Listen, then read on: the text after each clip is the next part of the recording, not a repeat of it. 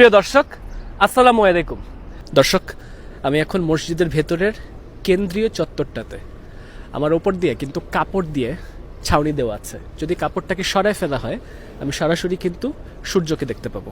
ঠিক যেখানটাতে আছি, একটা পাশ দিয়ে, অর্থাৎ উত্তর পাশ বরাবর কিন্তু আপনার নারীদের নামাজের জায়গা, আর যেখানটাতে আছি এখান থেকে সরাসরি পুরুষদের নামাজের জায়গা।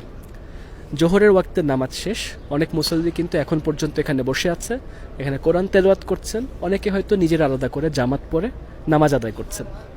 আপনি যদি তাকায় দেখেন, এই মসজিদটার ভেতরে কিন্তু একটা সাদার ছড়াছড়ি। আমি যদি এখানকার এই মার্বেলটাতে যাই, এই মার্বেলটা কিন্তু হাঁটতে যথেষ্ট ঠান্ডা। বিশেষ পদের মার্বেলকে ব্যবহার করা হয়েছিল এই মসজিদকে সাজসজ্জা করার জন্য।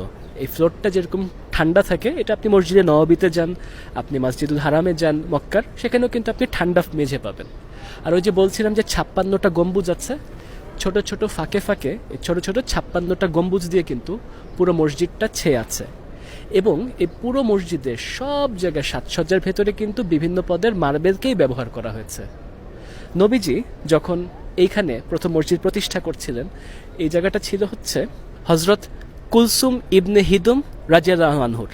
যেহেতু সামনের অংশটা মূল মসজিদের অংশ বিশেষ, স্বাভাবিকভাবে তখন হয়তো ওই যে ওখানে যে আমি এটা দেখতে পাচ্ছি না, খিলানটা দেখতে পাচ্ছি, হয়তো ওখান থেকে এদিককার কিবলা বরাবর, অর্থাৎ তৎকালীন কিবলা বাইতুল মুকাদ্দাস বরাবর, তখন হয়তো এখানে কিবলার পাথরটা রাখা ছিল।